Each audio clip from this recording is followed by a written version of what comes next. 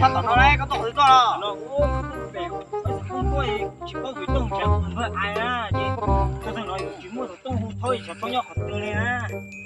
Có tụi bạn nhau rồi thôi mà. Thôi thì thôi nhau phải về nó gì, phải về. Nhau san rồi. Ôi phải về sao tao nói đấy, phải về à?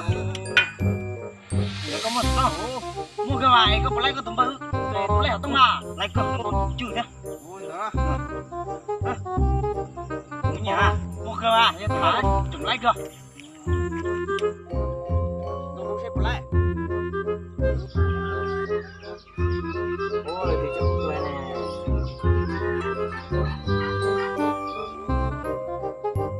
Alo, bài đó. Tôi nhớ chế. Tôi nhớ thì tôi học tụi em đi nhà tao nó ha. Tôi tỏ cơ. Ôi. Nhớ chế đi tôi là tôi mà. Tôi bị con tàu của này. Nhớ vào tôi. Bị cái chùa đó. Nên đó là cùng mặt tôi à. Tôi bảo nói tôi chả tôi sẽ không nói này có tiền. Họ nó nói chỉ sẽ có một của tôi là nói kẹt.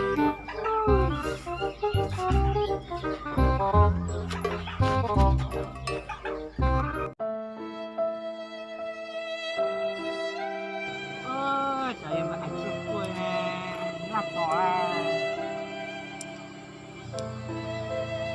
Tôi ngủ vô này.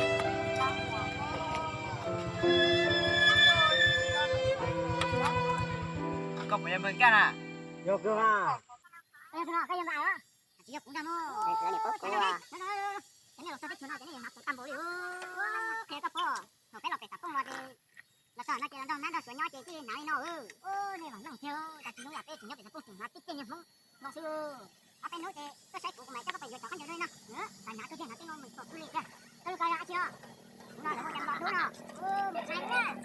Nó này theo.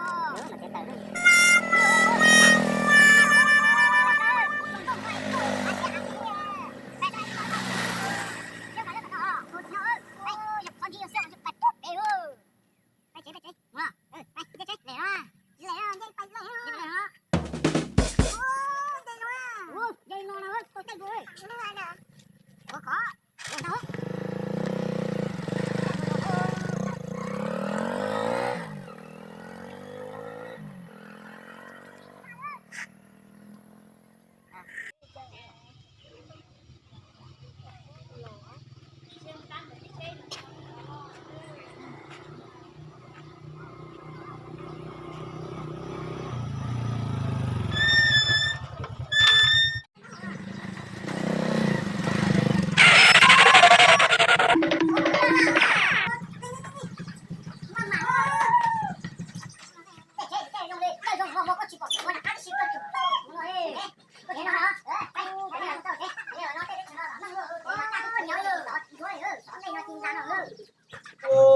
Tại rồi, đi bay ở đâu chế? Là chưa?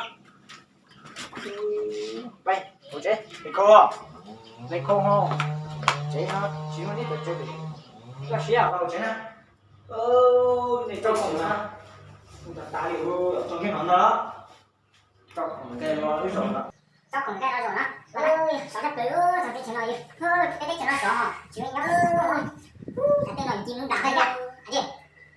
Cũng nông cấp, nông học có mày các tôi bị sắp không tôi các tôi là bây giờ tôi phải qua chi mà, vậy đấy, tôi là gì hay hiểu chẳng hạn một ốc con đấy, mà gây thị ha, nhưng mà số thì tôi sẽ có đó, mày á, gây thị á, còn nuôi ở cái so sắp luôn đấy nè, nếu tôi cho nên nó chỉ là tôi chỉ để mà biết út đến nó hay kia, nếu tôi cho cái chuyện nó mà mới cho đây mà cái gì đi nữa mà, tôi hỏi là đây nè, cả đây cái gì cả từ mà tôi hỏi, mua xử lý, AC, setting, inlay đây là nói đây là cái mà chỉ có để nó đây là phải cho mà tổ chức chủ yếu ít khó xưa nào chỉ mà cùng nghe sự đu đu này nó kinh nó mình mà biết cho nó giờ cho có hay đó mà cái gì con cũng ta xé để cho đó như cái cô đó có rồi mà nó cũng đủ để phơi để ta kỳ căn dùng mà mình có nói lại cơ mà cũng máu mà lại nó thì tiền vậy ơi tôi học coi rồi à ba cái cũng đấy này ạ rồi ta kỳ nhiều quá tôi cũng xé